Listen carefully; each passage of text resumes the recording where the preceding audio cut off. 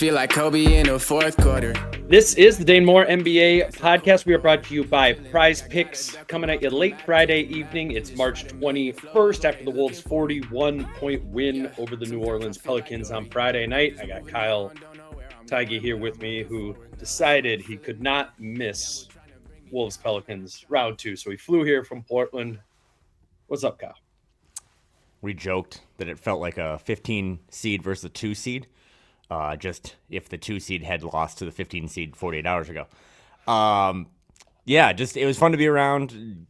Crazy week on my end, so it was fun to just kind of be back around the team and watching some good basketball. And no Zion tonight, so kind of start off with that in terms of that was the difference between the matchup on Wednesday. And you're kind of thinking, okay, another heavy favorite. This team has kind of dropped a couple. They needed a big jolt, right? Like that was kind of the message pregame. That was kind of the feelings. It's like for some reason this team is tired. They just need a jolt of energy, of play, something to get them kind of going again. And I think we thought it would be a bunch of different things that would give them a jolt, and it ended up being something that turned out to be kind of the story of the night and a really cool moment. Yeah, I mean, I'm sure you're all eagerly awaiting our breakdown of this 41-point win, but we're going to start with this episode with something that's a little bit more human. Joe Ingles, his family was here this week for the Wolves homestand. His family, Joe played for the Orlando Magic last season, and his family stayed in Orlando for this season, this school year, in large part for his kids. I remember he was telling us about that at Media Day at the beginning of the season, and his son Jacob is autistic, and he was at the game on Wednesday, and it was his first time staying through the entirety of a game on Wednesday night. And so that Jacob would, and Joe's entire family would get the opportunity to watch Joe play. The Wolves started Joe Ingles tonight, who has played, not more than 100 some minutes this season. And we kind of see the starting lineup. You're kind of like, what's behind this? And honestly, I don't think we really learned we knew the reason behind it, as I just laid out, but we didn't know kind of the emotion behind it. And if you're not watching this on YouTube, can't see Chris Fitch's face here, but it's the most emotional I've ever seen Chris in a press conference or ever in general, just really from the heart. And this was a cool answer after the game as to why he started Joe Ingles tonight. Angles with his family in town, what went into that decision tonight? Well,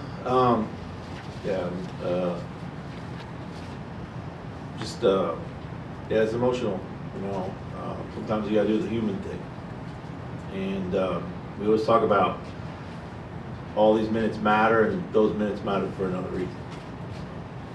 But someone put it in my head today and as an idea to make sure that Joe can see the floor, and I figured if we're gonna do it, let's do it in style. So guys were behind it, and I think it gave us the right boost that we needed and change of energy. So it's not often that you get to do those types of things, but we're really happy that we could.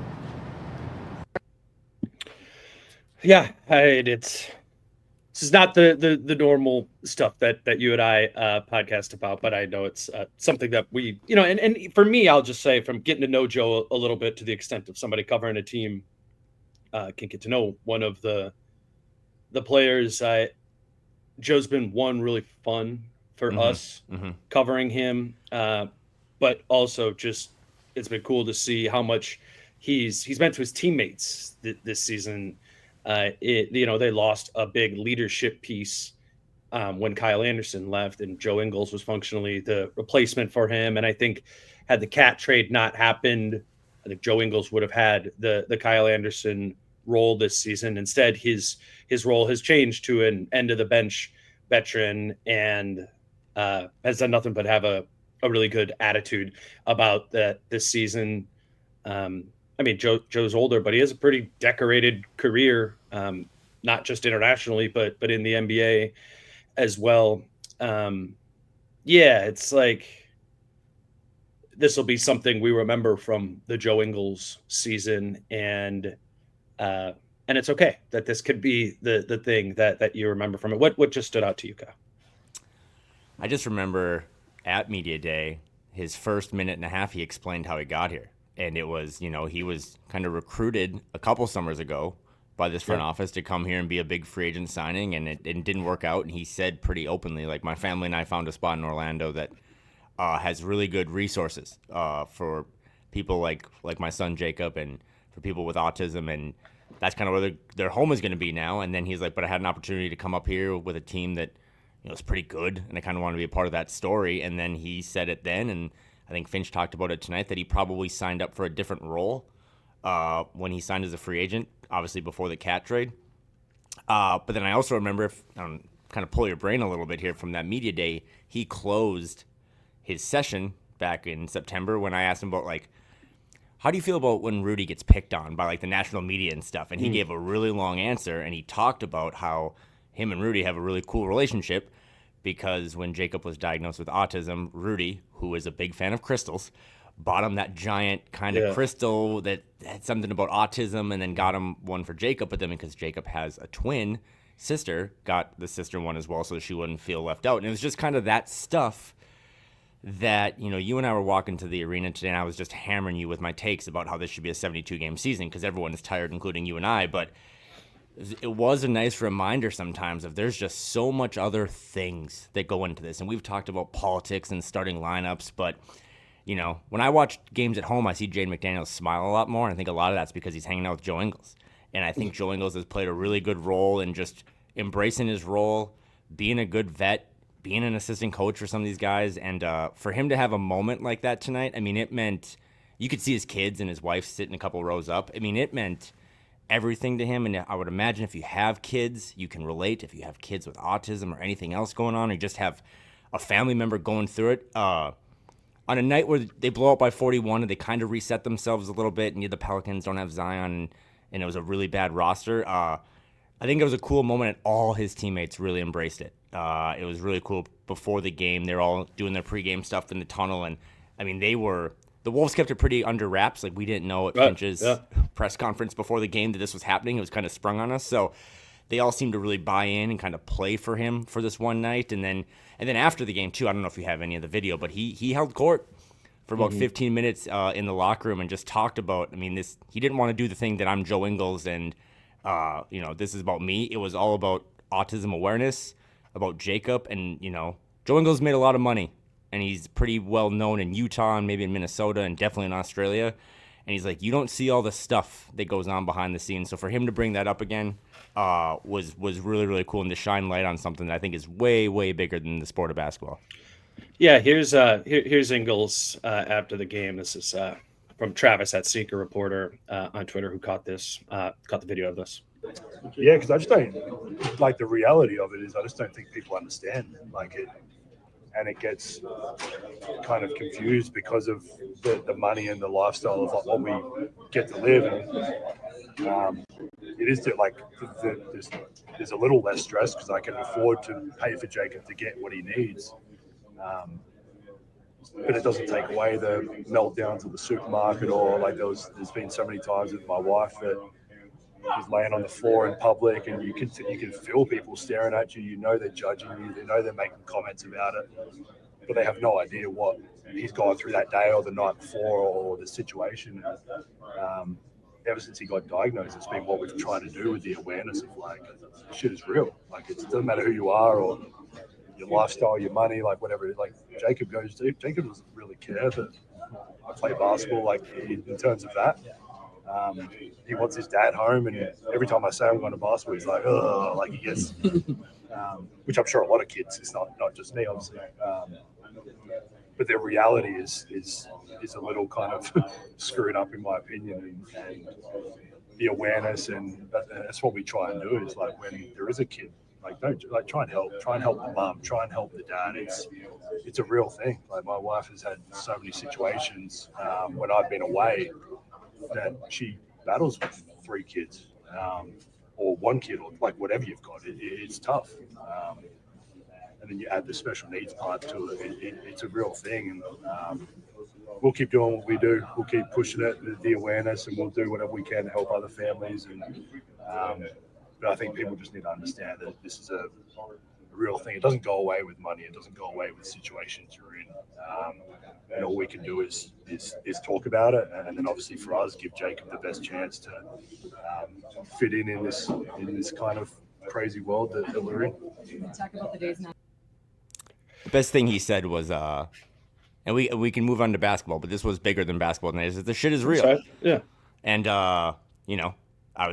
I had some stuff going on this week too. Just kind of you're reminded sometimes of, as this team is going up and down and having all these things, if you can pull yourself out of it for a little bit, and this is a good pod to do on a Friday night for a weekend, but sometimes it's just important for everyone listening to this to kind of remember what is real and what is important. And for those two worlds to kind of collide tonight for all of 6 minutes in that first stint that Joe played, didn't score, didn't matter.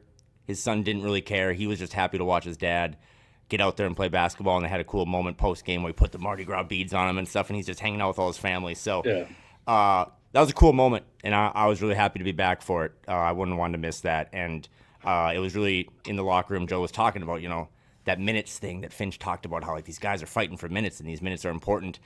And Joe said one of the guys that had us back the most was Terrence.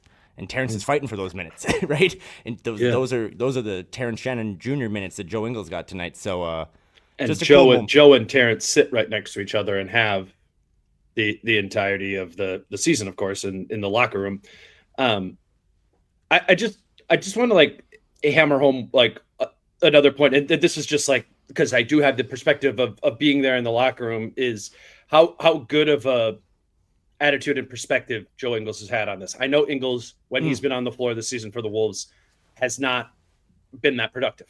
That he was in the rotation at the beginning of the season, struggled a little bit, but he was in Orlando's rotation last season and in the playoffs. Like he was a rotation player for a playoff team last season, and he came here under the pretense that he was going to have that role on this team again, because he signed before they add Randle and DiVincenzo, which just kind of pushes him out of the rotation, right? And it would be easy, and I've seen players do this before many times, where they are led to believe they have a certain role, and for whatever reason that it doesn't come together, and there's a bitterness about it, right? And understandably there too. He's been living in Minnesota for the entirety of the year, right? While his family has been living in Orlando, while he has a son with autism. That just has to have been hard on his human level, and to not just to stick it out. And like he said, he brought up the money, like he's getting paid, and that's an element of all of this too.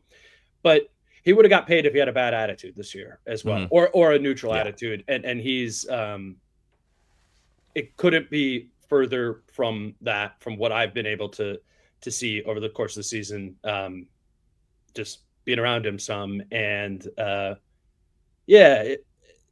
Tim Conley has done this thing since he's been here, where he's talked about, and I kind of rolled my eyes at this, like the first time he said that, where he's like, we're wanting to have good guys on our team, and that being something they target in the draft. He's talked about, and particularly the draft, it's something that I know that they do a lot of background on trying to figure out what type of person the player is, and that just point being that matters to this organization. And this is just a specific example that kind of highlights that Ingles is that type of dude and has been that type of dude all season, even if his role and his production hasn't been what we or he thought it was going to be. But shout out Joe. He for his first 10 seasons, he played at least 1,100 minutes in every season. He played 1,160 minutes last year for the Magic. He's played 108 minutes this season for the Wolves.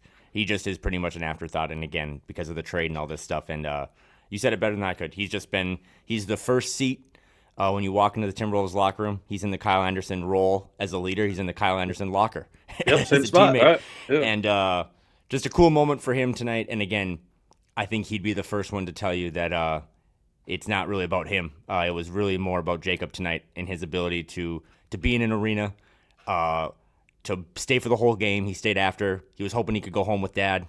Joe had to remind him, like, I got some stuff to do still. And just, again, really shout out to the whole Ingles family, but to Jacob specifically, and anyone listening to this stuff that, has kids in general, or just has kids with autism or anything in your family or your circle. The comment about the marketplace thing and the things you don't see really hit home. So cool moment, happened in a win. I think it kind of gave the team, like I said at the top, a nice little jolt. They kind of played around him, and then once Joe exited and they kind of put in the other guys, they kind of went on a run there against a pretty bad Pelicans team. So good night, Target Center, and good night for basketball and things that are bigger than basketball. We will start talking about the game specifically. I think there was some topics we can pull from this one. We'll grab our first break here, and then we'll jump into it. Today's show is brought to you by Treasure Island Resort and Casino, and we want to let you know that Kyle and I will be at Treasure Island on April 5th. The Wolves have a game at 6 p.m. We are hosting a live watch party for that game at Treasure Island that evening. A lot of times when Kyle and I do shows, it's on an off night or something, and the entirety of the appeal is coming to sit and stare at us talking into microphones. We are going to do that. We're going to do a live show before the game, and at 5 p.m. Again, this is April 5th, and then the game will be at 6. We'd love it if a bunch of you came out for this, and we think it'll be just a fun thing to do the show. We'll make the show fun, and then we'll be there having some beverages and hanging out at Treasure Island with you as well. You have anything quickly on that, Kyle? I'm just excited. I'm excited that it's not the Kings game, that it's not at like 9 o'clock. I've been just struggling with the Central Time Zone this week, so I'm excited for an earlier one. And then, you and I have just been brainstorming some ways of we don't want to just sit up there and do a mailbag again. We want to have a lot of fan interaction. Just, it's going to be just a couple days before this thing kind of gets ready for whether it be the play-in or the playoffs. So I'm sure we'll have a lot of questions, a lot of thoughts on potential matchups and all that stuff. So, and it's on a Saturday. Should be warmer. Right. Again, get a hotel or bring some friends. Be responsible. And it's going to be a really fun night there and a really fun weekend for Minnesota sports as we kind of ramp up now with some baseball and stuff too. So 100%. We'd love to see you there. April 5th, live show, 5 p.m., the game at 6. All right, Kyle. I texted you about this, I think on Monday. I was listening to, it was just like an offhand comment from the Simmons and Russillo podcast from last week. They're talking about like best third options in the league. And Simmons is just kind of like rattling through, is Austin Reeves the best third best player on a team? And he's going through, and he gets to the Wolves and just like definitively says, Naz Reid is the third best player on the Wolves. And I was like, he said it like it was a fact. I'm like, I'm not sure that's totally true. I love Naz. Very fun player to watch. Then it got me thinking. I was like, who's the second best player? And this stuff is not important. This is quite frankly not the type of conversation we normally have. But I think it's an interesting way to highlight that this is an interesting roster that has a clear best player. And then it's kind of like in the eye of the beholder, or how you even define best player, most valuable player, whatever it might be. When I sent this to you, like, how did you approach thinking about who the Wolves' second best player is, and why did you ultimately land on who you landed on? Well, just a reminder for the critics out there, Timberwolves 134, Pelicans 93. So we're not going to glaze over or glaze them for beating a team that had very few real NBA players out there tonight. Tough week of losses, followed by a reset win, and now you kind of head out on, I think they have 10 or 11 games left, and you will be covering those as well as anyone next week. Whatever. Right, so it's like, the second best player? So it's like, this is a really good time to talk about this, because tonight I thought was a great example of, and the Simmons thing was great with the Naz is third. So I was like, well, does he mean Julius is second? Or where does this 6'11" guy fall into place? Jaden McDaniels, and then also Rudy Gobert. So, I mean, I did a poll and it got like 5,000 votes on Twitter the other day, and I thought it was kind of recency bias. I put Julius and Rudy and Jaden and Nas, because I think to me those are the 4 guys that would be in the running for second best player, right? I mean, I guess you could put Dante in there too. Right. That's what's crazy about Right, it. like- Is like you could extend it to that as well. And at the time, I think Jaden had come off a really good game, but like 54% said Jaden. And it really is. I mean, it's almost like your preference or like how you prefer a second best player. I would always say Jaden. I've been a Jaden McDaniels fan for a long time. I think Rudy does a lot of things. Diminished a little more nowadays as he gets a little older in terms of his impact on winning. He was really big tonight. I think we should maybe highlight that a little bit. And then the Julius Randle thing, he's been all NBA. Like in terms of like resume, he's probably got the deepest resume on the team. And then Dante has won kind of everywhere he's gone, right? Villanova, and he's won a title in the NBA. So I feel like you don't want to answer this question. I still think it's Julius Randle because of all the different things he can do.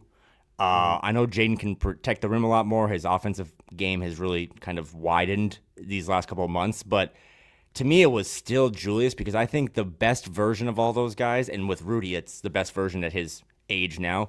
I still think the best version of Julius is just kind of, it's a pretty dynamic weapon for what this team needs in the playmaking and the rebounding. Tonight he had another couple hustle plays where he's the only guy on the team that can really dig out those offensive rebounds and get you a tough bucket. So, but I think big picture, when you think about, like you said, Ant is the clear guy. There's no argument there. But do you think from like a scouting standpoint, is it good if you have 5 guys that can be the second best player on the team? Or conversely, for like your own coaching staff, does that make it difficult to figure out like a pecking order of, Ant's going to lead the line for the buffet, but then who's second? Who gets to eat second? Yeah. And I think it's just a really interesting conversation because this team this goes back to the depth thing. They might have 5 guys that you can point at and be like, that's the second best player on the Timberwolves. Yeah, it highlights what this team is this season, which is a group that has a clear number 1 and then 2, even through 8, if you want to bring in Nikhil and how consistent he's been this season.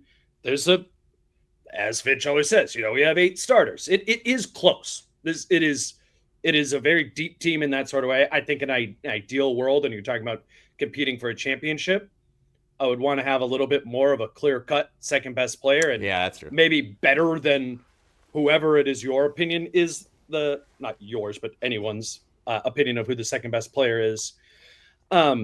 Statistically, if I often reference estimated plus minus, I just find it to be the advanced metric that makes the most sense when you look at it. You look at the whole league and it's like Shea and Jokic at the top, and you kind of scroll through the top 25 and you're like, oh yeah, this all like it's close. It's all close. It lines up with the logic. An interesting thing with the Wolves is Mike Conley has the second highest estimated plus minus 86th percentile player this season. His overall impact isn't as big as Julius Randle and Rudy Gobert, who are both 84th percentile, tied in this, which is just, I think, kind of perfect for this quote unquote debate. But in terms of impact of, on a per minute basis, it's Anthony Edwards 1, Mike Conley 2, Rudy Gobert 3, Julius Randle 4, Dante DiVincenzo 5, Jaden McDaniels 6, Naz Reid 7. But once you throw in minutes played and we go to estimated wins, according to estimated plus minus, it just factors in total minutes played. Jaden McDaniels becomes the second best player there, just because he's played a lot of minutes, so that kind of bumps him up over Julius, bumps him up over Rudy Gobert this season. But I was really, for me, debating back and forth when I was thinking about this between Rudy Gobert and Julius Randle. I think that's the debate, and it's very close, and there's different ways to look at it. I think if we look at this and some other impact metrics, it would suggest that Rudy Gobert is the second most valuable, second most productive player on this team. Is he the second most talented player on this team? No, I don't think so. I think that's pretty clearly Julius Randle with the game that he has at the size that he has. Like sometimes I feel like I don't appreciate that enough. It's very rare that a player with Julius Randle's build would be able to do all the things that Julius Randle is able to do on the floor. So I found it extremely close. I was like, okay, production, I'll give that to Rudy. Talent, I'll give that to Julius. And then what my kind of tiebreaker was who's a stronger asset right now? And I know, how are we defining all of this? Rudy Gobert would fetch you a bigger return, this summer. If him and Julius Randle were on the exact same contract, whatever you want to choose that to be, I do think Rudy Gobert would have a higher demand in terms of what teams would be willing to pay for him. So if I had to pick, I would pick Rudy here, but it'll really act like not cop out. Genuinely, I think it is extremely close. I'm not sure there's another team in the league where it would be as close as who is the second best player as the Wolves have between Julius Randle and Rudy Gobert. Oh, now that's got me thinking too, just of a whole nother topic of what you just said. But I will say, just to clarify, the answer is not Nas. And I love Nas, you know what I mean? But and I know Simmons had him as third or whatever. I don't think he comes into third either. But yeah, when I thought of this question, I think of from an opposing coaching staff standpoint, come playoff time, how hard is that to scout against? How hard is it to scout that after one in the pecking order, it could be anyone? But conversely, and I was thinking about this pregame when Finch was talking about why he didn't play Jaylen Clark an extra minutes last game is because he was trying to get Jaden and Dante like into a rhythm and Nas into a rhythm. He's got a lot of guys that he kind of has to figure out how to get him involved. And when you have a poll that can have 5 guys in it for second best player on the team, I think it's pretty fascinating. I also think too, I also don't think it's Jaden. I mean, I'm with you. It's either Julius or Rudy.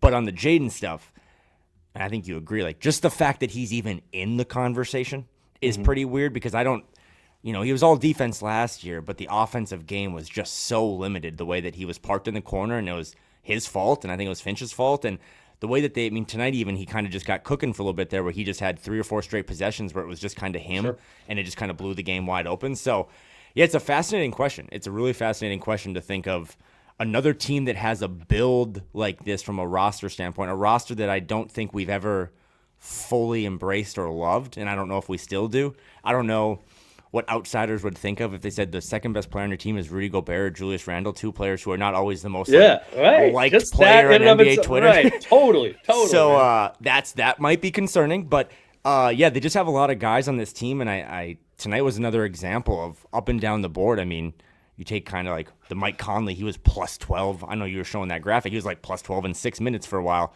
But 17 and 5 from Jaden, 20 and 6 and 5, 2 steals from Julius, and then a team best plus 34 from Rudy in a blowout, well aware, but 15 and 11, super efficient, 4 for 5 from the field.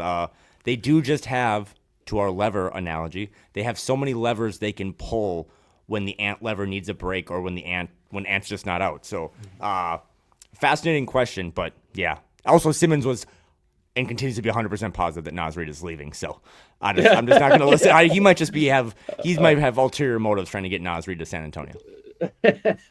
I just, as an aside, I thought this was the best Rudy game we've gotten since he's returned from his injury. Is doing the stuff that they need him to do, which is to be the rim protector, clean the glass defensively, and then be an effective cog within the offense, which many times this season Rudy hasn't been. And I was kind of thinking about this too with my decision of who I would choose between Rudy or Julius for that question.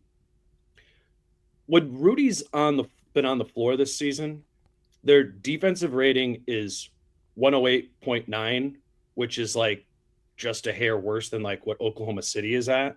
It would be 108.9 defensive rating would be the second best defensive rating in the league. Only Oklahoma City higher or better. And the defensive rating with them off the floor is 115.1. That is a huge, huge gap. 6.2 points per 100 possessions, whatever. You don't need to know what that means. Like, nobody on any team has like that big of a gap. That's extremely rare. Like, it's the equivalent of like an average defense is what 115.1 is. So the equivalent of the second best defense in the NBA with Rudy on, and average when he's off the floor. That right there should be like, what are we talking about? He's clearly the second most valuable player on this team. But the offensive side of the ball is almost the inverse of that, if you look at it for the season. With him on the floor, 114.5 offensive rating when Rudy's played, which consider how many minutes he like starts and plays with Ant, like that should be better. That should that should be better. 114.5 offensive rating is league average. That's what Detroit's 15th in offensive rating. That's their offensive rating. When Rudy's off the floor, the Wolves' offensive rating this season is 118.5, which is what Memphis's offensive rating is this season. They're 6th in the league in offensive rating. And so I think the ultimate, if we really wanted to dig into like what is the answer to this question, it's about how much you really believe that Rudy makes the offense worse. Those numbers make it clear. This season, he's made the offense worse. But this is just a huge, overall question for the Wolves is, do they need to be this bad offensively when Rudy's on the floor? And, and if we look at Rudy, he holds blame here, right? Fumbling the ball, sometimes or oftentimes ineffective on the roll when it's not a lob and he has to kind of catch it in the middle of the floor and figure it out there. But I go back to how elite Utah's offense was all the time with him. And I'm thinking about this during the game and, what Ingles was playing at the beginning of the game. It's just like, well, that looks really easy to just find Rudy in the middle of the floor on the roll, bing, bing, bucket. There was that one, right at the beginning. It was right side, Ingles, Gobert, pick and roll. Rudy catches it on the roll. Joe finds him with a pocket pass there. Rudy turns, kicks to Julius Randle on the other side. Randle hits a three. That would happen so much more often with this team if there were players on this team who could convert that as often as Mike Conley and Joe Ingles can to Rudy Gobert. The Wolves don't have that from other players. I mean, you could point to seems like Dante. I'd say Dante a little bit, a little bit, but it's not like it. Not to the it's not to the Utah levels. Ant obviously has serious struggles with connection and trust on the Gobert connection in that way. So I don't know. I mean, this is me shaping the numbers in the way of my argument, but I'm not sure it's totally Rudy Gobert's fault that the Wolves offense is this much worse with him, on the floor than when he's off the floor. I think if there was a little bit better of an understanding, I was thinking about Kat and Kyle Anderson tonight. It's like those guys were able to throw Rudy lob, not pick and roll. It's just like going downhill, Rudy pops up from the dunker spot, lob, dunk. Like that happens so rarely this season. If they just had a little bit more of that, or in future seasons, if they have a little bit, as you like to say, a couple more guys who speak French, I don't know. I would think it would be better. I don't think we would have the discrepancy. And there's the other side of it. He's 32 now. He was in his, 20s when he was in Utah. And so maybe there's some, drop off a little bit there, but I'm not sure an offense needs to be this much worse with Rudy Gobert on the floor, and just kind of highlight something that this team, an ingredient that this team has never really had, and that's blame to be spread around everywhere. Can we coach that a little bit more? Can the teammates involve him a little bit more? Can Rudy be a little bit more of a reliable cog in that? Yeah, that's what it's about. I don't know. I'd like to think there's still some meat on the bone there of Rudy's offensive impact that just has not been tapped into in Minnesota, but particularly not tapped into in Minnesota this season. Is he the most, just from a purely basketball standpoint, is he the most kind of interesting basketball player you've covered, or I don't want to say enigma, but I can't find the right word, just in terms of how good he still is defensively and how good those defensive numbers are, but then how the offense just, it's crazy, man. No, it is a nuts thing. It is such a bizarre juxtaposition. All of the elements of him being way better on one side than the other side of the floor, his perception externally, how your own individual perception of how good Rudy Gobert is and where his production comes from just seeing him every night. It's like mine has evolved in watching him every night for 3 seasons compared to, watching a handful of Utah games a year. Like you do, not everybody. I know a lot of people are like, dude, Dane's an idiot. He's just a stats nerd, offensive rating, EPM, whatever. But to appreciate Rudy, I think a strong way to do it is with the numbers. And I will say, whenever I talk to people in the Wolves front office, or just people like around the league that I know, there's still a ton of respect for what Rudy Gobert contributes to winning. And I think if you pulled 100 front office members around the league of who the Wolves' second best player is, I would say over 90 give you the answer that it's Rudy Gobert, would be my guess. I was just looking this up on the fly. I think Rudy Gobert's career winning percentage in regular season games might be 61%. Yeah. You know what I mean? Like, that's just kind of like whether you don't like stats or you do like stats. And even being there tonight, again, against what was pretty much, I know they lost the Pelicans on Wednesday, but tonight was kind of a JV version of that, no Zion. He just does a lot of other stuff that just leads to winning. Whether it be, we always joked about screen assists before he was in Minnesota, and like those are real too. So it's going to be fascinating because I thought it was, when you talk to him post game in the locker room and you kind of ask him like, hey, you guys just don't run as much pick and roll anymore. Yeah. And a lot of that, and tell me if I'm wrong, but a lot of that is just because they don't play Mike as much. Sure. And Mike was the best one. I mean, the second best player on the team right now still that knows how to unlock Rudy in terms of the pick and roll is the guy that played 108 minutes this season that we talked about in segment 1. And Dante has a little flair for it, and I think Nikhil, just with his history a little bit more with Rudy, can find him every now and then. But there's just, it never clicked with Ant, right? And it might never, and that's just not a dynamic duo. Ant never really clicked with Carl either. He just has his own style of how he plays and how he wants to set the table. So, yeah, I don't know if that's a weapon that they can carve out in certain, 2-3 minute increments. I mean, if it's working in a game 2 of a playoff series, can you just hammer that time and time again? They haven't shown, like, I don't think they can, Kyle. I do not think they could lean into it right now because it's such a distant they don't use it enough. Piece of, yeah, right. Like if the question I asked, I'm sorry, I don't have this clip, but the question I asked Rudy tonight after the game was like, if there was a matchup that presented to be really positive, whether it's playoff or an individual game, could you just go to that over and over and over again in the way that like the Utah Celtics, Jazz or the Celtics hunt for threes? Yeah, like that's sure. like you're hunting. Yeah, and he was like, I still think it's a really, probably didn't really give a clear yes or no answer to that. And I think the cool part I took from his answer was, I think he's all right with it being the volume of it being as low as it is. And I think part of the Rudy valuable thing is his understanding of his teammates and his team and what they can and can't do. He's a very smart player, even if some of his play out there doesn't look smooth or clean, right? He's cool with this role. I will say the one player on this roster that I am holding out for to have potentially some unlocking of Gobert in the pick and roll specifically is Rob Dillingham. Oh, I knew you were gonna say that. Yep. Yeah, I even just like in garbage times and as well, he's out there with Garza. He has a good feel for the drop off to the big, as probably there's just aren't.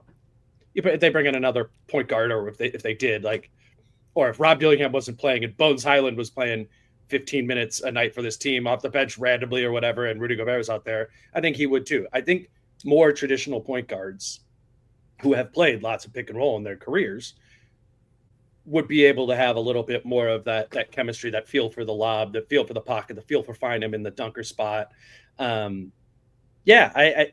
the Dillingham part isn't something this year, but when Rob Dillingham is a part of this rotation next season, and assuming he and Gobert are both on the team, I would think we get a good amount of chemistry between those two, and you go, all right, here's another guy. Here's another way where they can tap into the only areas that Rudy's never going to be able to do a post move for you. He's probably never going to shoot a three, right? But there are elements of his game outside of those things that are not fully tapped in Minnesota, particularly again in comparison to Utah. Let me grab another break and we can keep rolling. Today's show is brought to you by Factor Meals. And if you're ready to optimize your nutrition this year, Factor has chef-made gourmet meals that make eating well easy. They're healthy meals that come delivered to your home in like one of those refrigerated boxes. We get it at my house. And what I really like about it is it takes out a lot of our ordering out, right? Which is more expensive than Factor meals would be. And it's healthier too. So it feels like a win-win. And what we kind of do is scale up or down how much Factor we get, because you can do a couple meals a week, or you can do more than that. And it's been a really good fit for me in the times where I feel a little bit busier in my schedule and don't have as much time to eat. So you too can eat smart with Factor. Get started at factormeals.com/factorpodcast and use code factorpodcast to get 50% off your first box plus free shipping. That's code factorpodcast at factormeals.com/factorpodcast to get 50% off plus free shipping on your first box. Today's show is also brought to you by Skims. You've heard of Skims probably before this year in the women's department, but they've really leaned into men's and specifically men's underwear. They are the official underwear partner of the NBA, WNBA, and USA basketball. I've been telling you guys about these.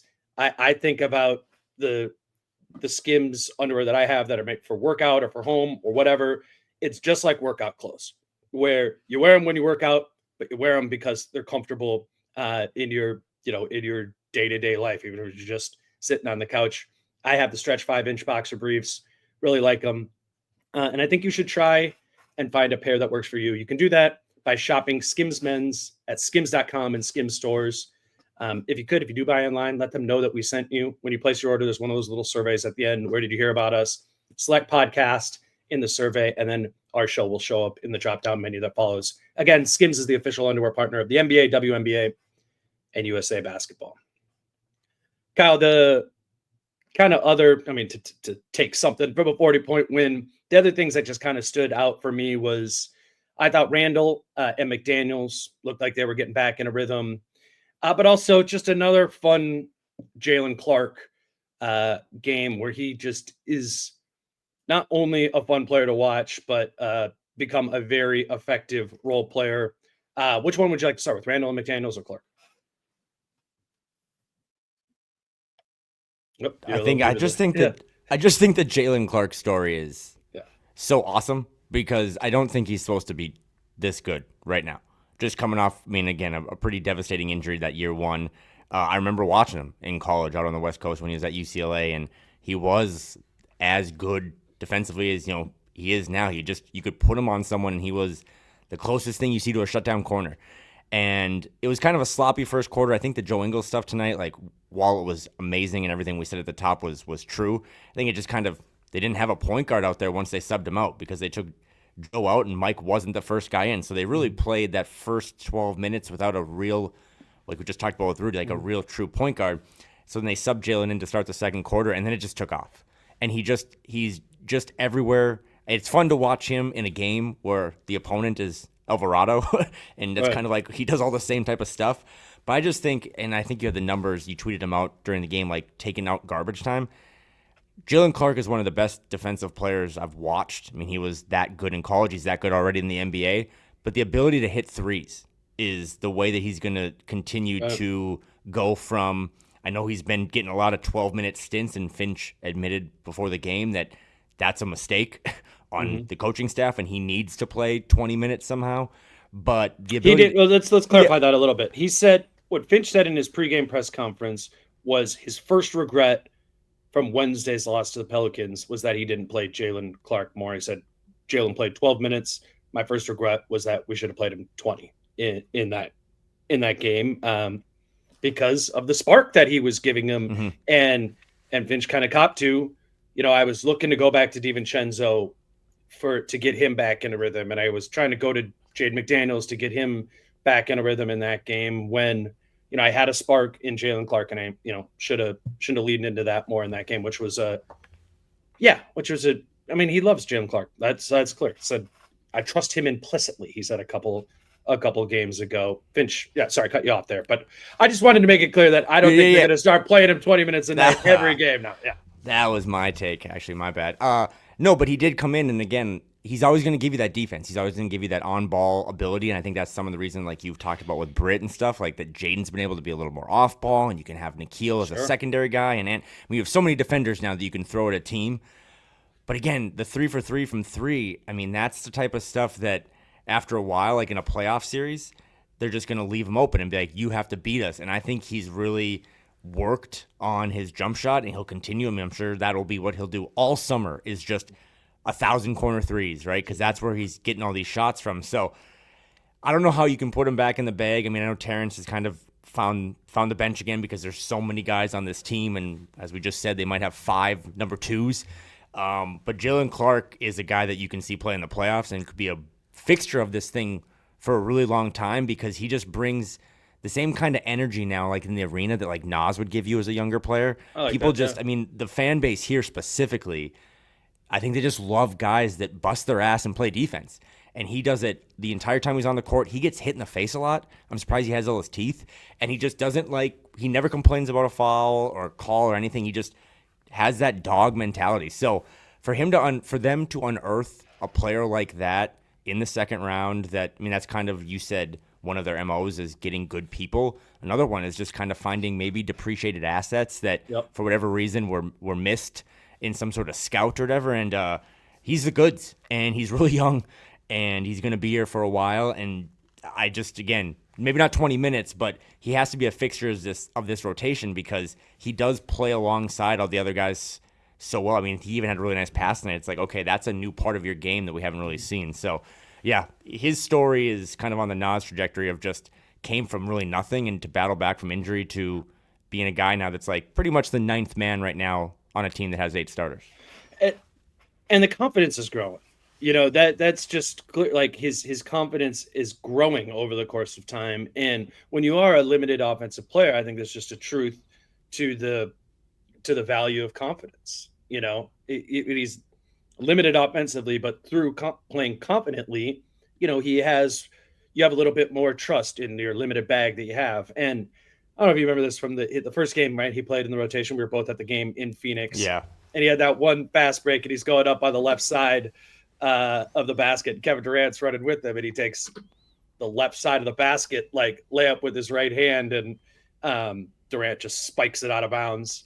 And I was like, okay, maybe Jaylen Clark is just like a defensive spark exclusively. Obviously, he hadn't started hitting the threes yet, but he's been consistently the same spark defensively over from that game on January 29th in Phoenix. Sorry, did I say offensive? Defensively, he's been the spark every single game starting January 29th in Phoenix. And then the shot comes. And now I think we're seeing a little bit more of still a limited game, very limited game at the basket.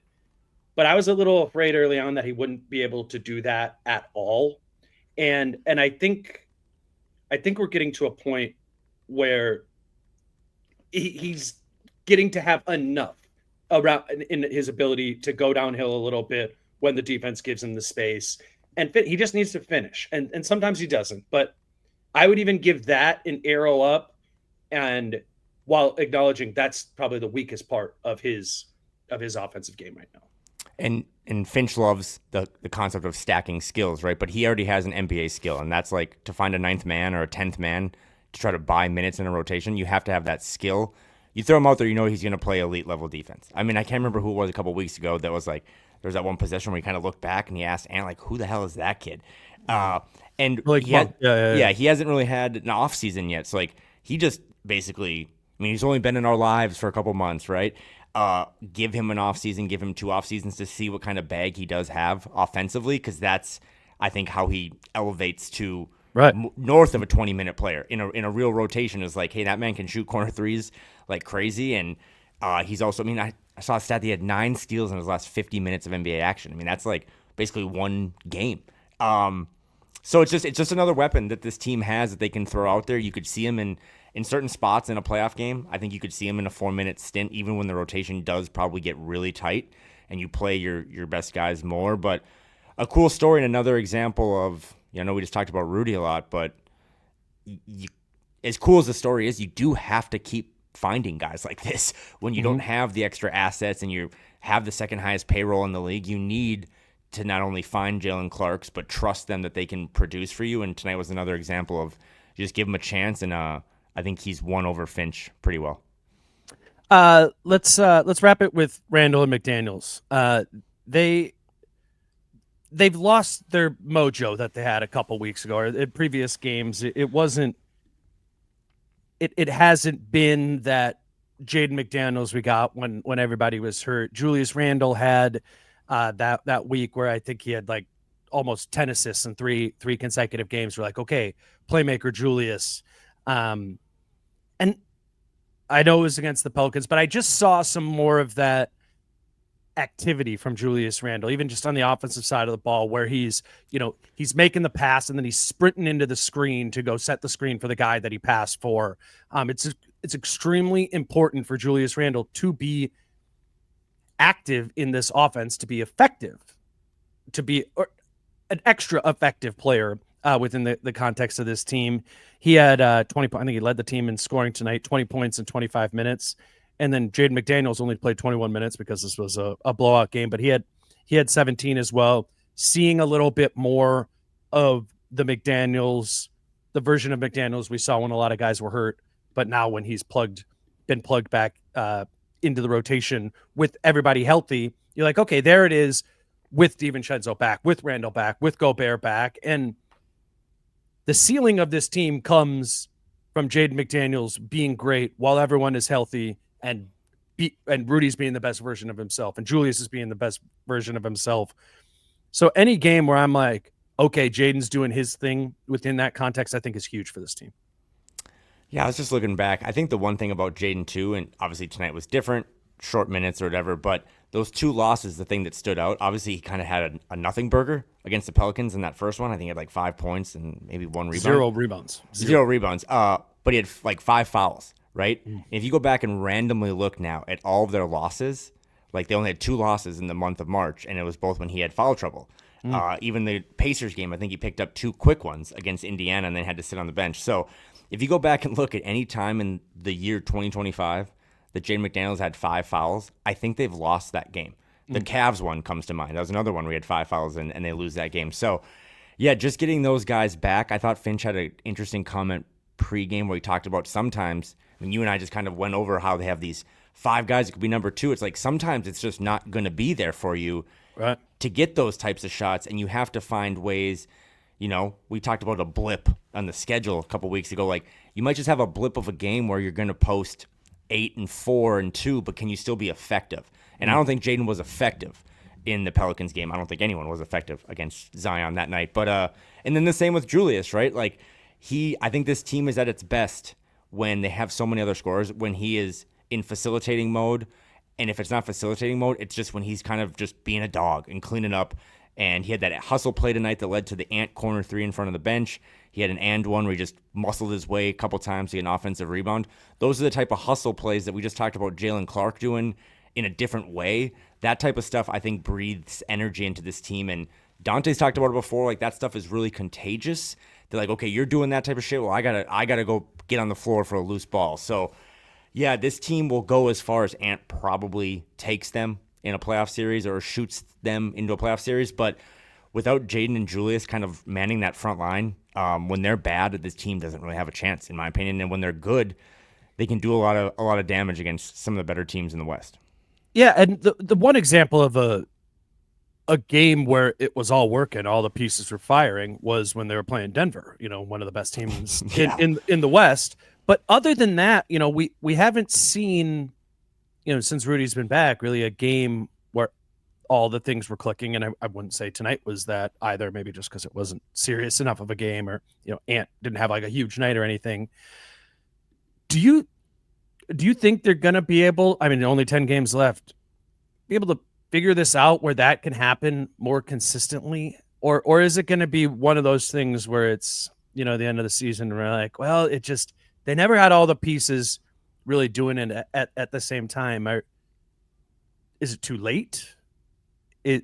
Can it still now come because you found things when these guys were hurt? Like, I guess what I'm saying is, like, do you think this is going to be able to click all in together, even though there's only 10 minutes left or 10 games left? I think the Denver thing is really interesting because it clicked for both of those guys, and then it clicked for the team, and they blew out Denver. But Denver was like the only good team. I think Denver was the only team they've played that was really good all March. Indiana, but they didn't have their guys in that first matchup. We'll see what it's like on Monday when they play them again, maybe at full strength. But I thought it kind of did click for them as well against the Heat.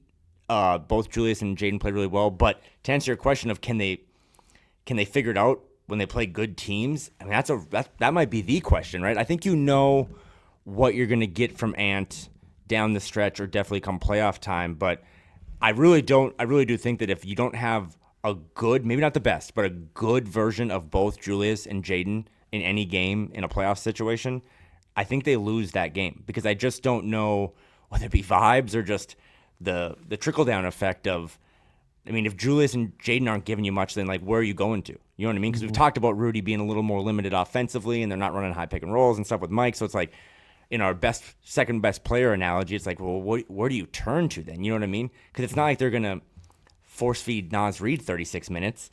It's a really interesting thing, and that's why I think these next 10 games, some better opponents coming up, but that's one of the things they have to figure out is like, okay, we do have a couple weeks to try to get this up another level, because even tonight, again, you just throw that game out the window, but there were moments, especially in that first quarter, without a point guard, that type of offense is going to get you crushed by like the Rockets or the Grizzlies or obviously the Thunder. So I don't know, but if you can figure it out and you have those two dynamic guys, how much easier is Ant's life, right? And how much easier is it get for Rudy around the rim, just putting putbacks or lobs? So I think that question's TBD. Do you have like a firm answer on it? Like, do you really think that there's not enough time? I just think the Jayden piece has to click. I'm not sure they all need to be firing on all cylinders. Okay. You know what I'm saying? This is to bring up the estimated plus minus thing, and they do this thing, like, this is just a graph of Jayden's, like, that's up on the YouTube channel right now, of his season, and it's his individual production. And does this graph, if you just look at this, you didn't know what it was, it looks like the Wolves season. Like, it's low at the beginning and it takes a while to get up to you got to get to like late November to even get up to average. And then it kind of like coasts around average for a while, dips a little bit at the like end of December, and then just starts going up in January. And then, you know, kind of mid-February, March, it's up and up, you know. Finch would always say, right, that Jayden was the barometer of the Wolves offense. He said that a ton last season. You know, when Jayden's active and doing his thing in our offense, if it's there, we're great. If it's not there, our offense struggles. I think Jayden has just become the barometer of this team, which is a credit to, you know, to Ant, who's pretty consistently productive. You get a little variance in the second best players on the team and Julius and Rudy or whatever. But I just think Jayden is overall the best in his performance, to your foul trouble thing. He's the best. You look at what Jayden did in a game, and it's so often indicative of what the Wolves did. You look at a week of what Jayden did, and it's pretty indicative of what the Wolves did this season. So I just think come playoff time, and to his credit, he was there all playoffs last year. If you get the best version of Jaden McDaniels, and then everybody else is playing with around their like expected high quality version of themselves, I think that's when you get just the best version of your team. I think Jayden's the barometer of this team, period. Can you put that graphic back up? Yep. I think that's fascinating. I was just like nerding out over the schedule. But that graphic basically dips right at about the 4th of January, 2025. Yeah. And that's when they were 17-17. And I think since then they're maybe 24-14, which is like a 52-win pace. And that's basically when Jaden McDaniels started being good, right? Like on both sides of the ball. So That might be it. I mean, I still think the Julius stuff, I stand by it. I think today, if I had to cast my ballot, it would be Julius Randle right now is the second best player on this team. And the best version of him, albeit against these bottom feeders in March, was when he was posting 12, 9, and 10, you know. But if Jaden McDaniels, who clearly, as this graph shows, continues to trend upwards, if he has more of those, again, it doesn't have to be 20 and 10. Like if he has more of those 15 and 7 and 4 games, maybe that's all they need. Maybe that's a good answer, right? Like if you're the coaching staff of, we don't have to have everyone playing at their peak potential come playoff time or playing time. We just have to make sure that Jaden is engaged and unlocked because, yeah, that Pelicans game, watching it now on Wednesday, I mean, he was terrible. And he was the primary guy for a lot of times on Zion. He had no answer for Zion. No one did. But, yeah, when he's in foul trouble, it kind of shifts back to the old Wolves of maybe 2 years ago where it's like, okay, we don't have this awesome other rim protector and this guy that has done all this other stuff, and now we're just back to the same old kind of sludgy offense and lacking of a real star out there to guard bigger wings on the perimeter. So good stuff. Good graph. I love a good graph. Oh, it's just tonight I thought it was like, okay, you know, it was the strip mined Pelicans, but it was like just in the activity of Julius Randle, I'm like, okay, there it is. That's back. Jaden production is back, hitting some of the corner threes again, being active and effective from, you know, the mid range, the 2-point, the kind of floater range for Jaden. I just feel like when you're getting that version of those guys and Ant isn't having a terrible game, I just think this is a winning team, like a 50 win, like you said, kind of caliber team. The question is, how consistent is that going to be from Randle?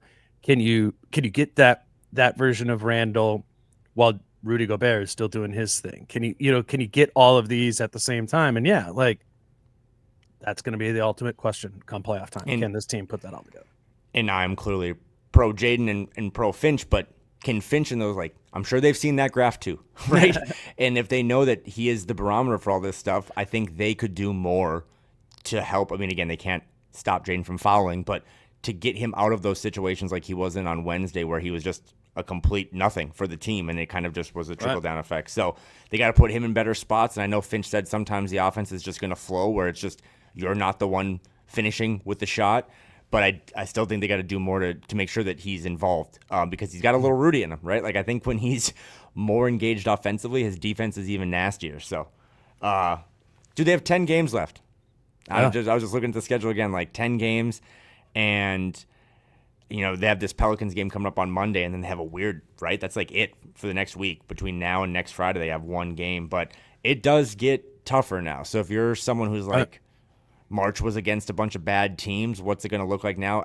There's not a lot of bad teams coming up other than whatever Philly trots out there. So 10 games, they've dropped a couple, but I think they have made up some ground, but the West is just nasty. The Clippers keep winning, the Warriors keep winning, and I still stand by everything we said that this team, when enough of those levers are pulled and click, they're a winning basketball team, but they've dug themselves into a pretty big hole that they don't really have a lot of room for air now. I mean, they got to kind of go 8-2, 9-1 if they want to try to avoid having to play during that off week in the play-in. So it's going to be a fascinating situation, and it seems like the vibes are a little better tonight, but also I'm not naive enough that it was against one of the worst rosters I've seen. So yeah, it does kind of feel like it's probably going to need to be like 8-2, right, to get out, maybe even 9-1 to get out of play. I don't know. That's probably the floor. You probably got to go 8-2 to get out of this now because the Clippers keep winning. So, and that's on them because they've lost a lot of those. That Pelicans game on Wednesday will stand out. The Pacers game on Monday, but they still got the guys to do it. They got 5 second-best players, and I mean, we did 90 minutes or 60 minutes, and we didn't talk about Ant tonight. They still have Anthony Edwards. So that Monday game against the Pacers is going to be pretty interesting because that'll be more of a litmus test of what a real team that has scouted them pretty well and is going to play fast, and how do they respond now to kind of part 2 of that series. Pacers, Suns, Pistons, Nuggets, Nets, Sixers, Bucks, Grizzlies, Nets, Jazz. I lied when I said they have a lot of good teams coming up. I mean, they have a couple, but the Suns are not good, and the Jazz are not trying. 6 of those are are not easy. At Pacers, I would even say Suns and Pistons, even though those are home, those are real games. At Denver, obviously. At Milwaukee will be tough. At Memphis will be tough. Yeah, but I just think it's going to make all the difference. And, we'll spend more time when we're talking about playing or playoffs. But what I've just been thinking about a lot is how much the players and Finch on this team last season talked about how meaningful it was for them last year to have those 5 or whatever days off when the play-in tournament was going on, to be able to rest and prepare for a specific opponent. I think that's why they swept the Suns. Mm-hmm. That's why that happened, and that's why it kind of got this whole thing going in motion.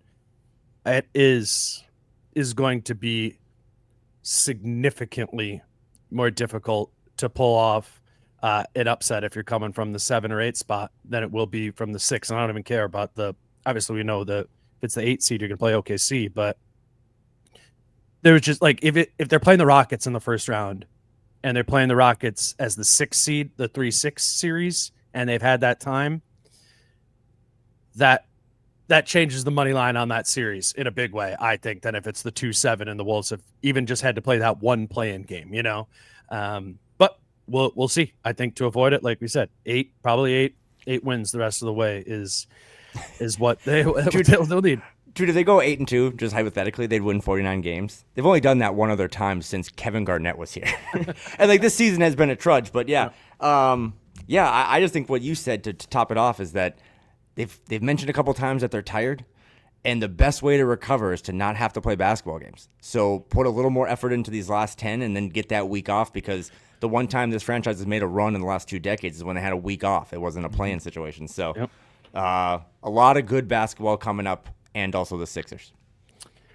Speaking of good basketball, we got the NCAA tournament this weekend. Let's wrap this up with some prize picks. I think you're a little bit more dialed in on the NCAA tournament than I have. Do you have any picks for the Saturday slate? The tournament games. It's not a free square, but if you go to the women's board, there's a Juju Watkins discount.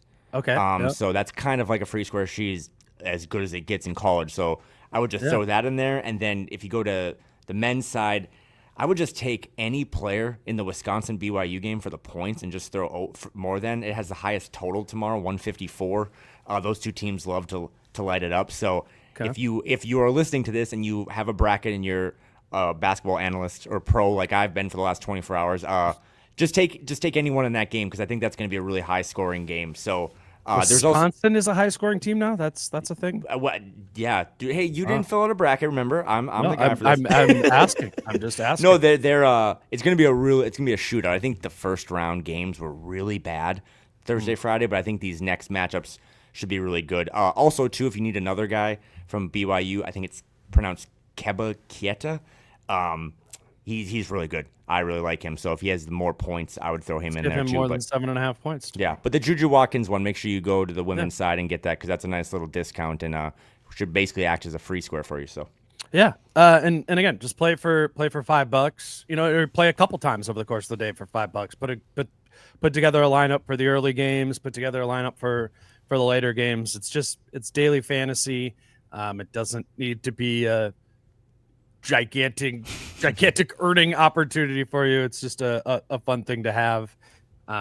We obviously love doing it during the football season and just these random NBA games, but I mean, no shortage of options to be able to put together prize picks lineups for this weekend while the tournament's going on. It's prizepicks.com or the Prize Picks app. If you don't have an account, you can use the promo code DANE, DANE, when you sign up, and your account will be credited with $50 when you place your first $5 lineup. All right, Kyle, you got anything else? It's late. We're going to get more of you next week. I know it's a weird basketball schedule, but for those of us who love listening to this pod, a little bit to talk about. A little bit different. I'm heading out of town for just because there's a little bit of this break in the schedule.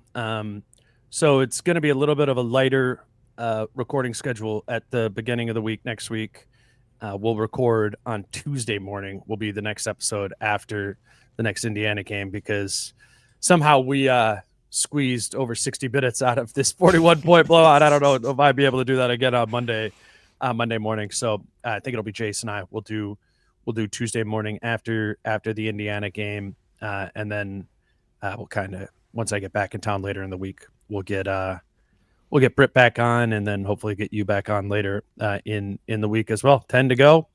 We'll keep doing pods until the season's over, and after that as well. So, but next one will be Tuesday. Kyle, appreciate you coming into town for this, and for making it happen and recording it late.